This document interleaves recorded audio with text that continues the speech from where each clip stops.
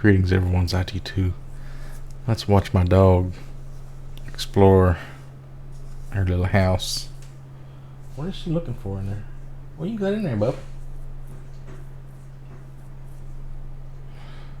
Anyway, today I'm going to be doing a double book review to try to catch up on some of the books I've been reading, have been making videos about before it gets too far into the past where I can't remember what the books was about. So the first one I want to talk about is called Soon I Will Be Invincible by Grossman. And I can't say it's a bad book because I enjoyed reading it while I was reading it, but it's not like it's got something to it that sticks with you after you're done reading it. It makes you think about stuff for a long period of time. You know what I'm talking about? It's a superhero story, but it kind of goes to two different perspectives. It's like a super villain who's a guy who's like Dr. Evil from Austin Powers. He's like really smart. He has like this island layer, and all these superheroes have like a squad, like your typical. It's kind of like that TV show The Boys, kind of like that. You know, you got a Batman kind of a guy, you got Wonder Woman, you got a woman that's like a fairy from the fairy realm that apparently exists, and she's kind of like the Wonder Woman, I guess you would say. And then there's like a Superman kind of guy that's disappeared. He's like gone. Nobody knows where he went. And like this guy that's the supervillain, he's like the only one that could ever stand up to the Superman type guy because he was smart enough to like find his kryptonite, sort of. Or it's not like he's got superpowers. He's just a regular guy, but he's super smart. So like Batman kind of. He'll always come up with like it's really cheesy kind of like they'll use stuff that you've heard of before. Like he'll throw out a bunch of smoke grenades and he'll run into the sewers and hide, and he'll go have a helicopter waiting on a roof somewhere and he'll fly off to his island or something. They lose him.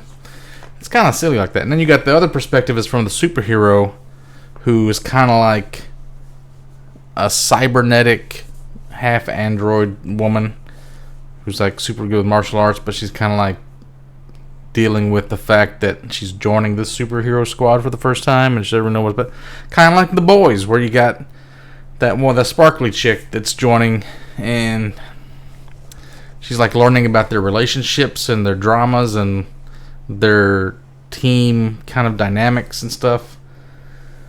So, I mean, it's an interesting book, but it doesn't really go anywhere. And it's like, I don't know. I liked it, but I wouldn't recommend it, I guess, unless you're like just a really big fan of superhero novels. And it's the same guy, Grossman, is the guy that wrote that book You, that was about game developers. That was really interesting and made me think about like game design and kind of the way the game in that book was created. I don't know, kind of give me like nostalgia feels. But this was I don't know, not as good. It's not bad, but it's not like well written. Just a cool story. It's like it's like a made-for-TV book, I guess you would say. Make a good TV show, maybe. I don't know. Second book I want to talk about is Andy Weir. This is the guy who wrote The Martian. Wrote a book called Artemis. I wanted to read it because the next book that he wrote is supposed to be really good. I haven't bought it yet. But this one is about a girl. She's a Muslim.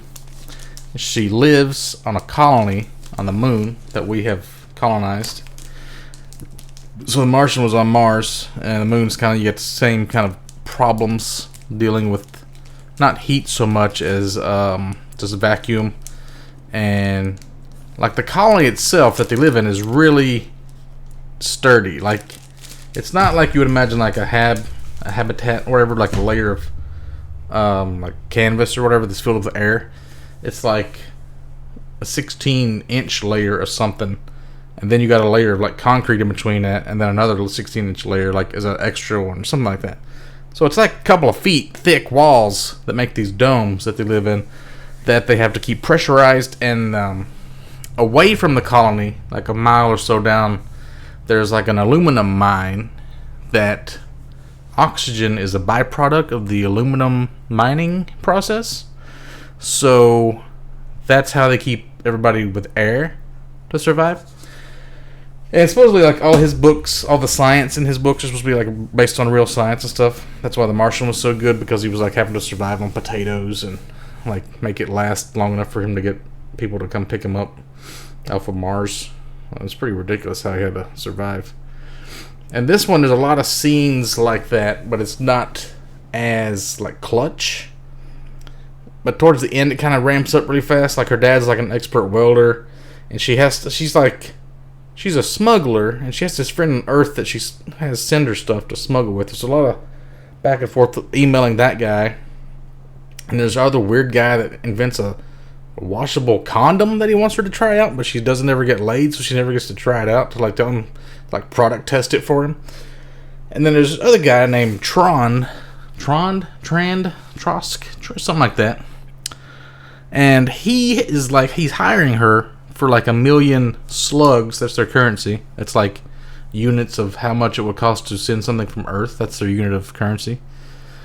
And he's hiring her to sabotage the aluminum mine, to blow up their harvesters that go out and, like, harvest the aluminum, because he's wanting to make his own aluminum mine, because he's already got a bunch of, like, tanks of oxygen stored up, so there's no danger in the colony being killed or anything.